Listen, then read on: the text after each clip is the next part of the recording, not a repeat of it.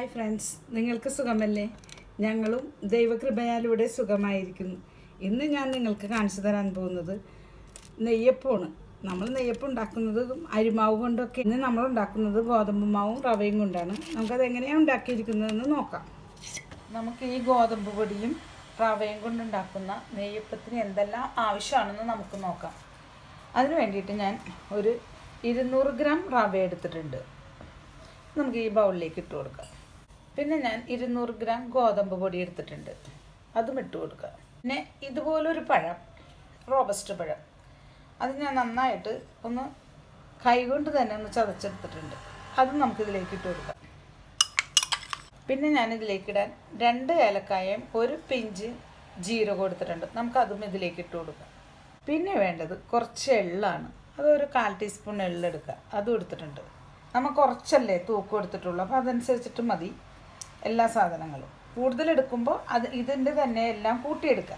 പിന്നെ ഒരു 1/4 teaspoon baking സോഡയാണ് ഞാൻ എടുത്തിരിക്കുന്നത്. അപ്പോൾ നമുക്കിതൊരു 1/4 ടീസ്പൂൺ.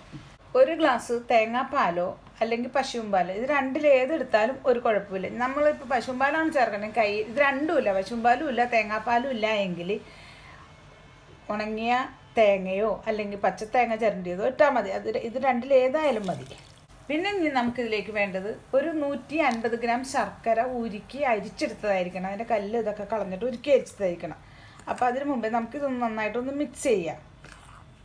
ശർക്കര ഇതിനാവശ്യമായ വെള്ളത്തിൽ ചേർത്ത് ഉരുക്കിയെടുത്തോ. നമ്മളിടുന്നത് റവ ആയതുകൊണ്ട്, റവയും ഗോതമ്പ് മാവും ആയതുകൊണ്ട് അരിക്കാവുമ്പോൾ അരിപ്പൊടിയാണെങ്കിൽ അധികം വെള്ളം വേണ്ട, പക്ഷേ റവയാകുമ്പോൾ ഇതിലേക്ക് വെള്ളത്തിൻ്റെ ആവശ്യമുണ്ട്. അപ്പോൾ അതുകൊണ്ട് അതിനനുസരിച്ചിട്ടുള്ള വെള്ളം ഒഴിച്ചിട്ട് നമുക്കത് കലക്കിയെടുക്കാം. ഞാനിപ്പോൾ 2 ഗ്ലാസ് വെള്ളം ഒഴിച്ചാണ് ഈ 150 ഗ്രാം ശർക്കര ഉരുക്കി എടുത്തിരിക്കുന്നത്. പിന്നെ വെള്ളം വേണമെങ്കിൽ നമുക്ക് ഒഴിച്ചു കൊടുക്കാം. ഇതിലേക്ക് ഒരല്പം ഉപ്പിട്ട് കൊടുക്കുക, ഒരല്പം മതി ഉപ്പ് കിട്ടുക. ശർക്കരയ്ക്ക് ഉപ്പ് ഇപ്പോൾ സാധാരണ ഉണ്ടാകാറുണ്ട്, അപ്പോൾ അതുകൊണ്ട് നമുക്ക് ഒരല്പം ഉപ്പ് മതി. പിന്നെ ഒരു കഷ്ണം ബട്ടർ എടുത്ത് ഉരുക്കി എടുത്തിട്ടുണ്ട്. നിങ്ങളുടെ കയ്യിൽ നെയ്യാണുള്ളതെങ്കിൽ നെയ്യിടുക, ബട്ടറാണെങ്കിൽ ബട്ടർ ഇട്ട് കൊടുക്കുക. രണ്ടിലേതെങ്കിലും ഒന്ന് ഇട്ട് കൊടുക്കുക. പിന്നെ ഞാനിതിലേക്ക് ഇടാനായിട്ട് 150 ഗ്രാം ശർക്കര 2 ഗ്ലാസ് വെള്ളത്തിൽ ഉരുക്കിയെടുത്തതാണ്. ഇത് ആവശ്യത്തിന് ഒഴിച്ചു കൊടുത്തിട്ട് ഞാനിത് നോക്കും എത്ര വേണമെന്ന്. നമുക്കിത് നന്നായിട്ടൊന്ന് കുഴച്ചെടുക്കാം. കുഴച്ചിട്ട് അതിനനുസരിച്ചിട്ട് ശർക്കര നീര് ഒഴിച്ചു കൊടുക്കാം. നമുക്ക് എന്തായാലും 150 ഗ്രാം ശർക്കര നീര് ഇതിന് വേണം. പിന്നെ മധുരം കൂടുതൽ വേണമെന്നുണ്ടെങ്കിൽ നിങ്ങൾക്ക് ഒരു 200 ഗ്രാം വരെ ആക്കാം, നമ്മൾ എടുത്തക്കണ പൊടിയുടെ അളവനുസരിച്ചിട്ട്. 150 ഗ്രാം മതിയാകും, കുറേ മധുരം വേണമെന്നില്ല. ഇനി വേണമെങ്കിൽ ഒരു 200 ഗ്രാം ആക്കാം. അപ്പോൾ ഇത് വെള്ളം ഇത് പോരാ. അപ്പം നമ്മൾ എടുത്ത് വെച്ചിരിക്കുന്ന ശർക്കര നീര് മുഴുവൻ ഇതിലേക്ക് ഒഴിച്ചു കൊടുക്കാം. ലൈറ്റിൻ്റെ പ്രശ്നമുണ്ട്, കാരണം പുറത്ത് നല്ല മഴയും കാർമേഘമാണ്, അകത്ത് ലൈറ്റ് ഇട്ടിട്ടും നല്ല വെട്ടം കാണണില്ല. അപ്പം നമുക്കിതിങ്ങനെ നന്നായിട്ടൊന്ന് കുഴച്ചെടുക്കാം. കുഴച്ചെടുത്തതിന് ശേഷം ഒരു അരമണിക്കൂർ ഇത് റെസ്റ്റ് ചെയ്യാൻ വയ്ക്കണം. ഞാനപ്പോൾ ഇത് നന്നായിട്ട് കുഴച്ചിട്ടുണ്ട്. കുഴക്കയല്ല, ഇതിൻ്റെ പാകത്തിന് എടുത്തിട്ടുണ്ട്. കാരണം ഒരല്പം ലൂസായിട്ട് ഇരിക്കണം, കാരണം ഈ റവ കുതിർന്ന് വരുമ്പോൾ കറക്റ്റ് പാകമാകും. പിന്നെ ഇവിടെ എൻ്റെ പാകത്തിനുള്ള മധുരമായിട്ടുണ്ട്. നിങ്ങൾക്ക് വേണമെങ്കിൽ 50 ഗ്രാമും കൂടി ചേർക്കാം. കൂടുതൽ മധുരം വന്നാൽ നെയ്യപ്പം പൊട്ടിപ്പോവും. പിന്നെ നമുക്കിതെല്ലാം ഇതിൽ ചേർത്തിരിക്കുന്ന എല്ലാ കാര്യങ്ങളും കറക്റ്റാണ്. പഴം പരമാവധി നന്നായിട്ട് പഴുത്തെടുക്കുക. അപ്പോൾ ഇത് ഞാനിത് റെസ്റ്റ് ചെയ്യാൻ വയ്ക്കുക. കണ്ട ഇപ്പം തന്നെ ഇത് കുറിയൊന്നും ഉണ്ടെങ്കിൽ, അപ്പോൾ ഇത് എടുക്കാൻ നേരമാകുമ്പോൾ ഇതിൻ്റെ കറക്റ്റ് പാകമായിട്ടുണ്ടാവും. നമ്മുടെ നെയ്യപ്പത്തിൻ്റെ പൊടി റെഡി ആയിട്ടുണ്ട്. ഇതേപോലത്തെ പാകത്തിലായിരിക്കണം നമ്മളിത് ഉണ്ടാക്കേണ്ടത്. ഇനി നമുക്കിത് ഉണ്ടാക്കാം. അപ്പം നമ്മുടെ എണ്ണ ചൂടായിട്ടുണ്ട്. ഞാൻ ഇതുപോലെ ഒരു കപ്പിലാണ് എടുത്തിരിക്കുന്നത്. അപ്പം നമുക്കത് ഇതിൻ്റെ അടിയിലേക്ക്, എണ്ണയുടെ അടിയിലേക്ക് ഇതുപോലെ ഒഴിച്ചു കൊടുക്കാം. പതിയെ ഒഴിച്ചു കൊടുക്കണം, അത് പതിയെ പൊന്തി വരും. പിന്നെ നമ്മൾ അരിപ്പൊടി കൊണ്ട് ഉണ്ടാക്കുന്ന ആ പാകത്തിൽ ആ രൂപത്തിൽ ഒരു പക്ഷെ വരില്ല, കാരണം ഇത് റവയും ഗോതമ്പ് പൊടിയുമാണ് ഇരിക്കുന്നത്. ഇനി നമുക്ക് അടുത്തതും ഇതുപോലെ ഒഴിച്ചു കൊടുക്കാം. ഈ എണ്ണയുടെ അടിയിലേക്ക് പതിയെ ഒഴിച്ചു കൊടുക്കണം.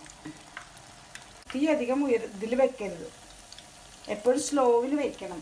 ആദ്യം എണ്ണ നന്നായി ചൂടായതിന് ശേഷം വളരെ സ്ലോവിലായിരിക്കണം ഇതിൻ്റെ ഇത്, അല്ലെങ്കിൽ പെട്ടെന്ന് പുറം കരിഞ്ഞ് അകം വേകാതെ വരും. ഇതിൻ്റെ കാരണം ഇതിൻ്റെ പൊടിക്ക് ഉള്ളിൽ അല്പം കട്ടി ഉണ്ടാവുമല്ലോ. നമുക്ക് ആദ്യം ഇട്ടതൊന്ന് മറിച്ചിട്ട് കൊടുക്കാം.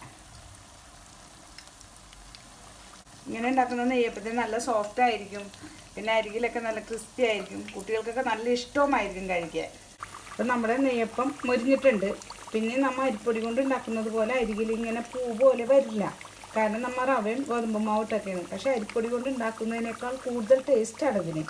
അപ്പോൾ നമുക്കിത് എല്ലാം മുരിച്ചെടുത്തിട്ട് ഒരു സെർവിങ് പ്ലേറ്റിലേക്ക് മാറ്റാം. നമ്മുടെ നെയ്യപ്പം ഇവിടെ റെഡി ആയിട്ടുണ്ട്. ഇത് റവയും ഗോതമ്പ് മാവും പഴവും ഇട്ടാണ്, ഈ 3 സാധനങ്ങൾ വെച്ചാണ് ഇത് ഉണ്ടാക്കിയിരിക്കുന്നത്. 400 ഗ്രാം പൊടിയിലാണ് ഇത് ഉണ്ടാക്കിയത്. 18 എണ്ണം നമുക്ക് കിട്ടിയിട്ടുണ്ട്. ഇതിൻ്റെ അരികിൽ നല്ല ക്രിസ്പി ആയിട്ടിരിക്കും. അതുപോലെ തന്നെ ഇതിൻ്റെ ഉള്ളിൽ നല്ല സ്പോഞ്ച് പോലെ നമുക്ക് നല്ല സോഫ്റ്റായിട്ട് കഴിക്കാനുള്ള ടേസ്റ്റ് ഇല്ലേ, അത് നമ്മൾ ഉണ്ടാക്കി കഴിച്ച് നോക്കിയാലേ ഇത് പറയാൻ പറ്റുള്ളൂ. അരികിൽ കുട്ടികൾക്കൊക്കെ നല്ല ക്രിസ്പി ആയിട്ട് ഇഷ്ടപ്പെടും. ആ ക്രിസ്പിയും ഈ സോഫ്റ്റും കൂടി നമുക്ക് അടിച്ചൊഴിഞ്ഞ് കഴിക്കാൻ ഒത്തിരി നല്ല ടേസ്റ്റാണ്. അപ്പം നിങ്ങളെല്ലാവരും ഇതൊന്ന് ട്രൈ ചെയ്ത് നോക്കണം.